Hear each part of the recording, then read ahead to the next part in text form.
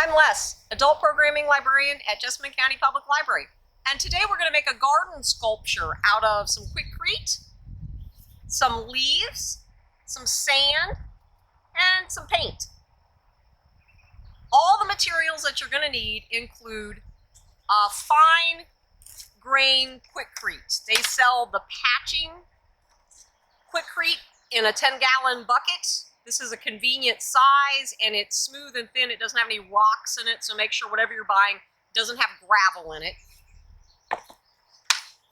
We're going to use some concrete bonding adhesive. It comes as a liquid in this container. You can find both of these things at most home improvement stores. You'll need some mixing supplies, some cups, a bowl. You'll need some children's play sand. You'll need acrylic paint if you want your project to be a color. I'm choosing just some wall paint that I had for my bathroom that's a nice green. You'll need water, so make sure you've got some of that around. And then you're going to need to find a really large leaf with a nice vein on the back. So some options include hostas. A lot of people have these growing in their lawn. They have a nice vein. Lamb's ear. Leaves get really big and have a good vein to them. My broccoli has a nice vein to it. And this is poke. It's a weed. If you live out in the country, you might have some of this out in your field. So gather your supplies, come on back, and we'll get started. The first thing you'll want to do is mix your concrete with your concrete bonding adhesive and your paint. So I've got this bright green. We're going to use the concrete bonding adhesive as though it's water. So we're just going to dump it in.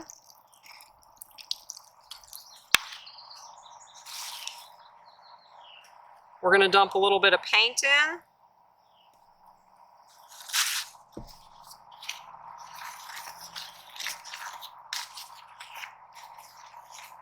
We want it to have a sort of runny toothpaste consistency.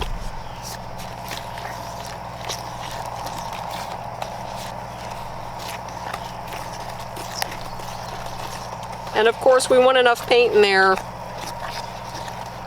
to give it some color. They make concrete powder, like a dye, but you probably have to get that online. I did not see that in Lowe's.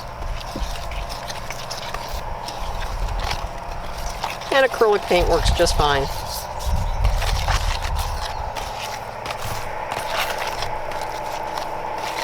You can also paint the concrete after it's hardened. They make concrete stain. I think they also make a metallic concrete stain. That would probably be pretty. Alright, well that's a pretty good green. You want to make sure you've got it all stirred up well. I've got some metallic paint I'm going to try to add in here and see if it gives it any sheen.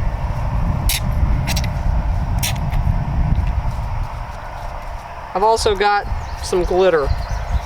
I'm going to try to dress mine up a little bit. Why not? I don't suggest putting glitter on after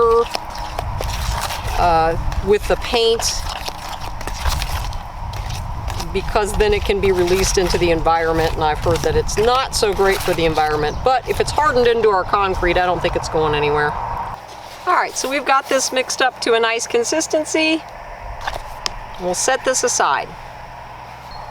Now, we're going to pour a little water into our mound of sand.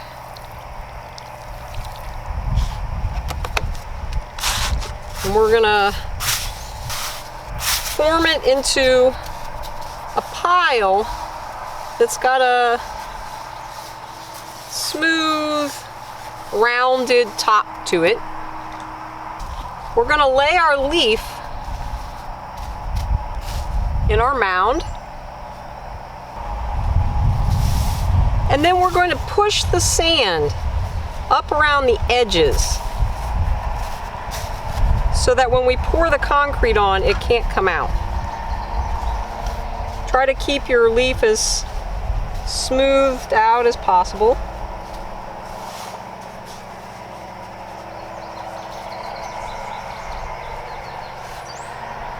Now we're going to put some plastic wrap right over the top.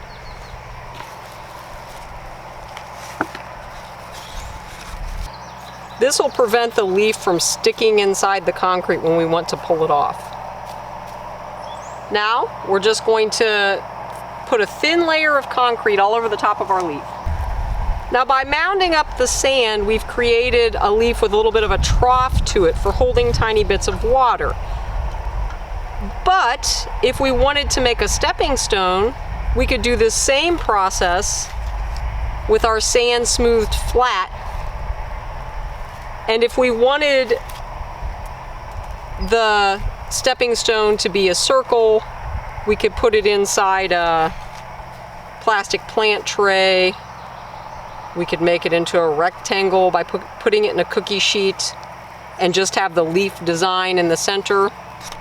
Or you could probably use anything with an interesting pattern.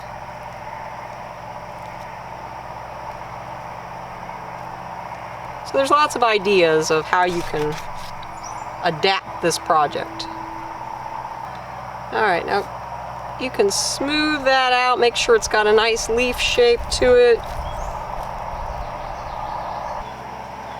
And now we'll just let it harden.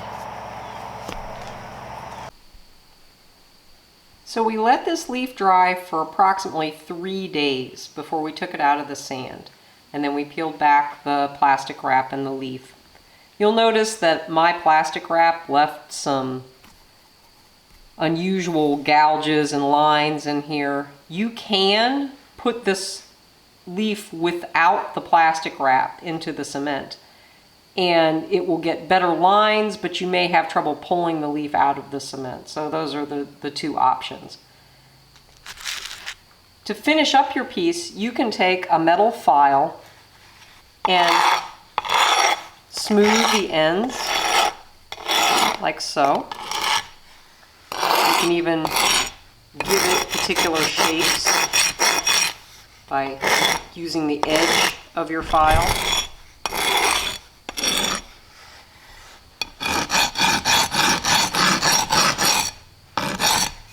And you can go back in and emphasize your lines.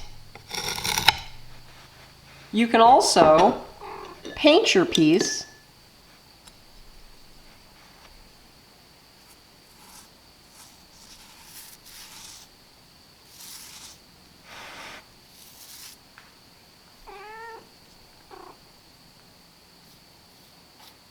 Now I'm just going to go back in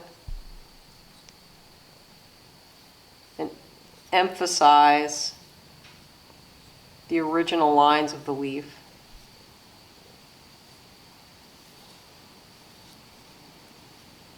This is acrylic paint. And if you leave it outside, it will probably fade over time. I'm going to do the edges as well.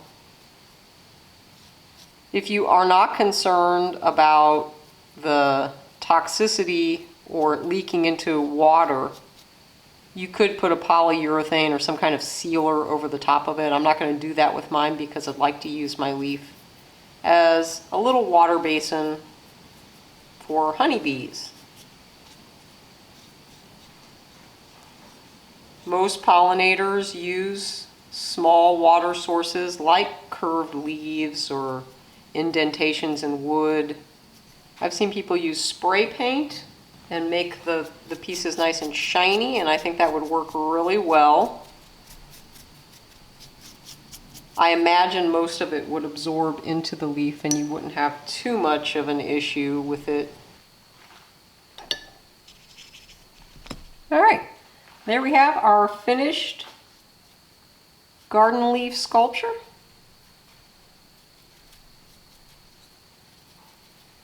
I hope you've had fun crafting with us today. Check out our Jessamine County Public Library YouTube page for more fun crafts.